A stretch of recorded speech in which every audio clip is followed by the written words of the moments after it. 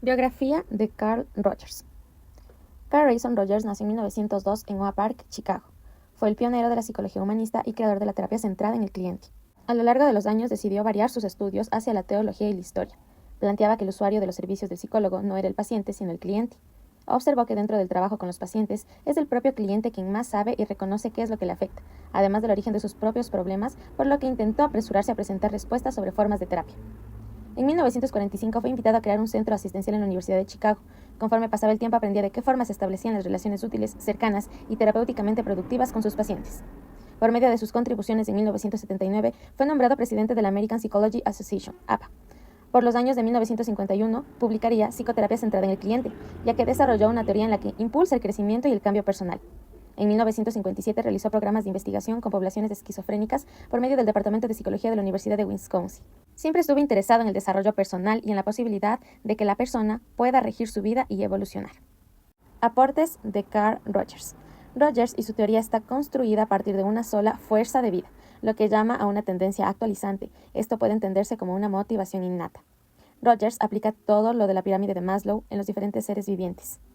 Además, reconoce que los diferentes organismos eligen lo mejor para ellos, dado que la evolución ha generado diferentes aspectos en cada ser como son los sentidos, los gustos, tanto en la comida como el saber elegir o escoger cuando tenemos ganas o hambre, por lo que es en ese momento en donde se reconoce el valor organísmico.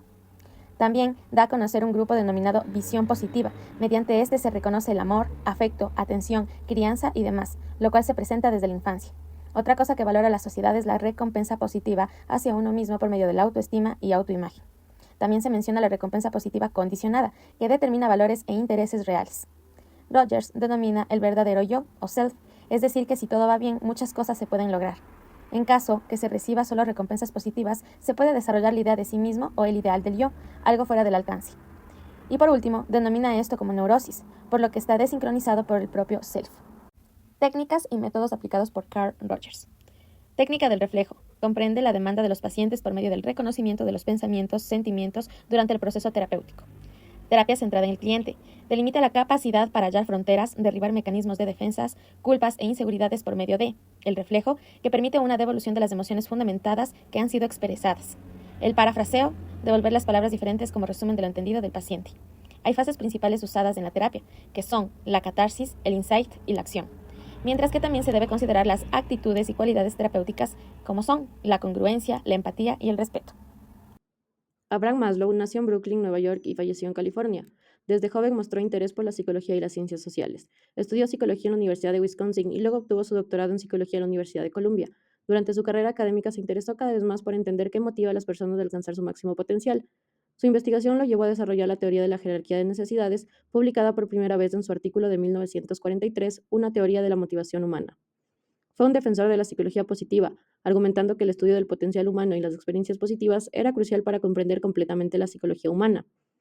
Hizo contribuciones significativas a la psicología educativa y organizacional. Su enfoque en la autoactualización y el potencial humano ha influido profundamente en áreas como la psicología clínica, la psicoterapia y el desarrollo personal. Aportes de Abraham Maslow.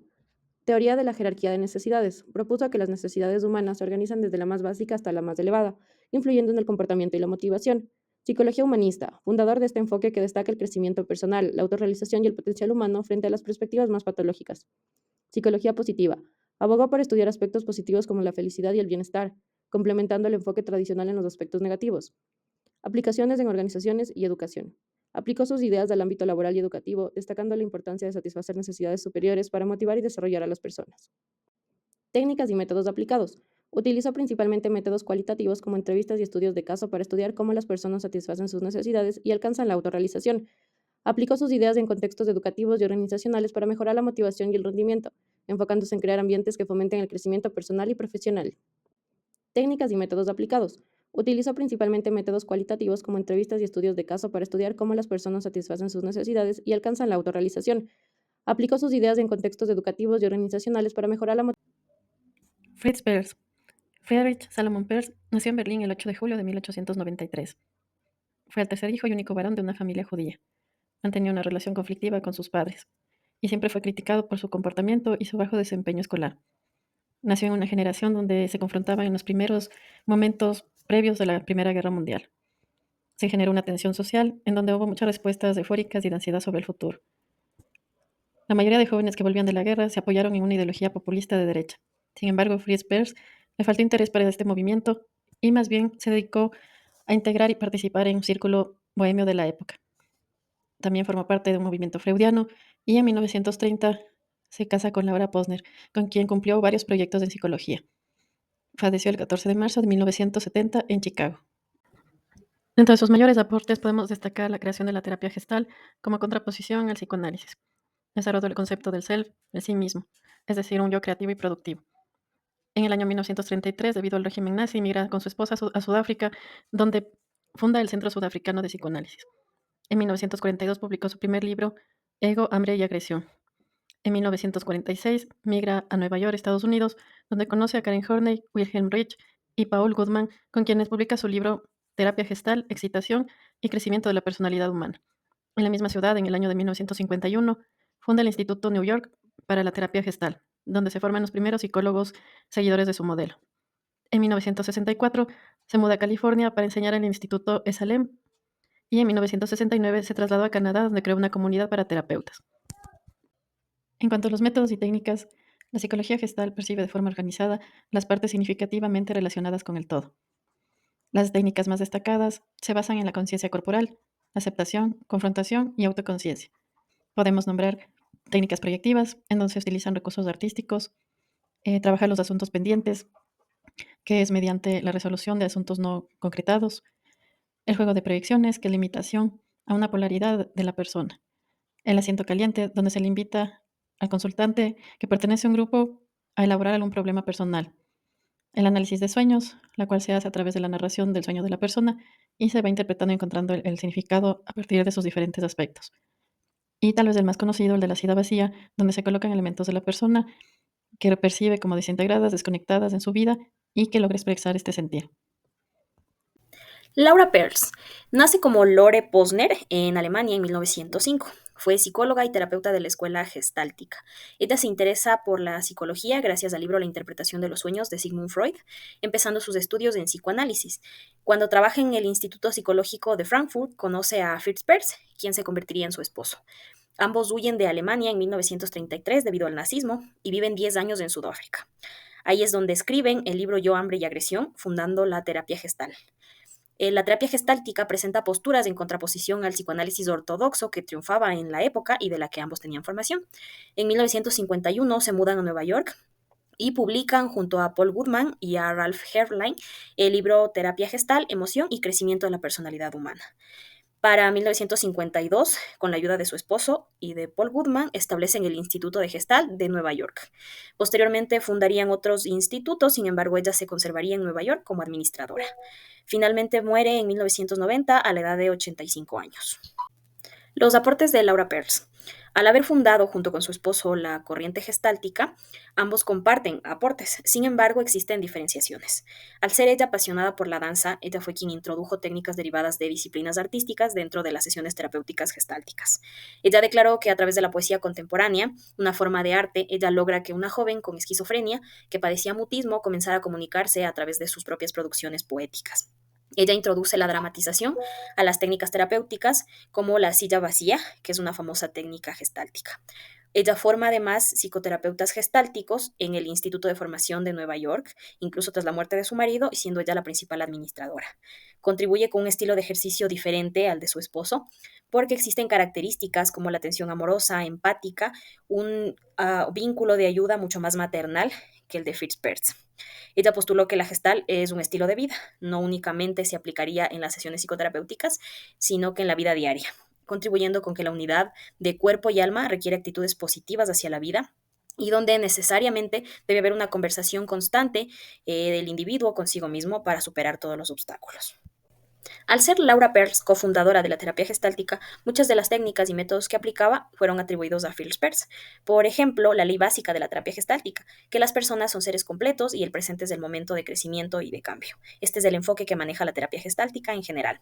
Sin embargo, existen diferenciaciones, como que Laura Perls consideraba que la función básica de la terapia era restablecer esta confianza que el ser humano había perdido en su propia capacidad de satisfacer las necesidades, en su propia homeostasis. El diálogo y la experimentación Eran mecanismos importantes para explorar las experiencias, relaciones y formas de ser, por lo que el ser humano debía estar en constante comunicación consigo mismo.